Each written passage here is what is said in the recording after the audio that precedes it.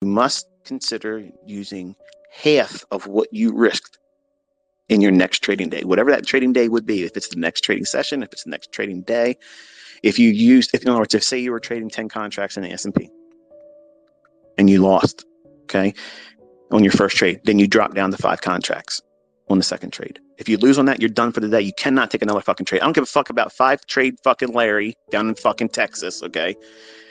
You stop. You don't have the control factors that is required to stay solvent right now. You're learning. So don't be doing this. I need to do this because this guy does 5 fucking trades. He's got Trump coins. He's flipping fucking quarters. Fuck that shit. You have to limit your exposure. You have to do that now in the beginning, because if you don't, you're going to develop bad habits, or you're just going to blow your fucking account, and you're going to discourage yourself before you even give yourself a real chance to do this and succeed. But if you take 2 trades and they both lose, you took one at 10 lots, you lose. You take one at 5 lots. That's half of what you leveraged on your first trade and lost. The next trade, you're taking 5 lots. If you lose on that one, you're done for the day. If you win on that second trade, regardless of what the win is, you're done for the fucking day. You do not trade in the PM session. Done. But Michael, shit, you don't fucking trade again. You won. Leave it there. There's other trading opportunities. Stop fucking thinking that one trade idea, that one particular trading session is the be all end all. That's your fucking career. You're trying to encapsulate your entire fucking lifetime career in that one trading day. The fuck is wrong with you? Stop thinking like that. That's what every neophyte retail losing fucking prick does. I'm telling you, because I did that same shit when I was 20 years old. Stop. You have to expand your expectations beyond that right now moment. How is the decision you're about to make right now going to impact your career? Is it going to fucking end you? Are you going to invite the ending of your career in that one trading session, that one trading day? Because that's what you're really fucking doing when you break these rules. So when you break them, don't fucking cry to me. Don't you dare send me a fucking tweet saying I didn't listen, because I don't want to see it. Because I've given you reasons now how to avoid it. I've given you the logic on how to avoid it. But if you take in one trade at 10 and you lose, you take another trade at 5 contracts and you lose, you stop trading. Whenever you trade again, whether it may be the next trading day or next week, say it happens to be on a Friday, okay? My best advice is if you had a winning week, don't trade on Fridays, because you'll regret it. If you lose, you're going to want to get back to what you had as an equity high for the week in such a short little period of time. And the market generally tends to get real quiet towards the end of the Friday week close. And you'll think you see shit in the charts and it won't be there. And you'll lose more.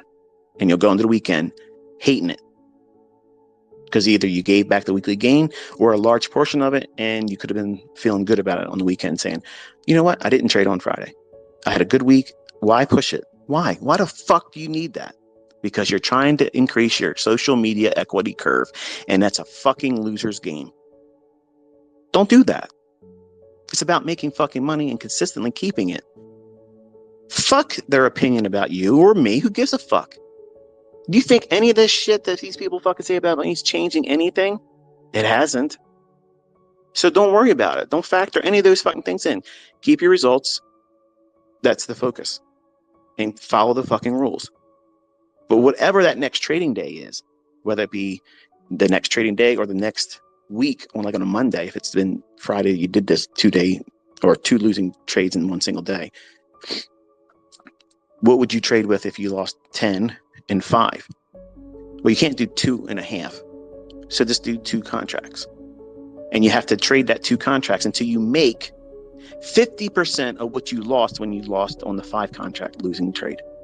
Once you get back to 50% of that, now this is the highest form of what I do. You shouldn't, in the beginning, you shouldn't do this. You should recoup the full loss that you took at the 5 contract loss. And then at that point, then you can go back to trading 5 contracts. And when can you go back to 10? When you make what that losing trade was when you lost on 10 contracts.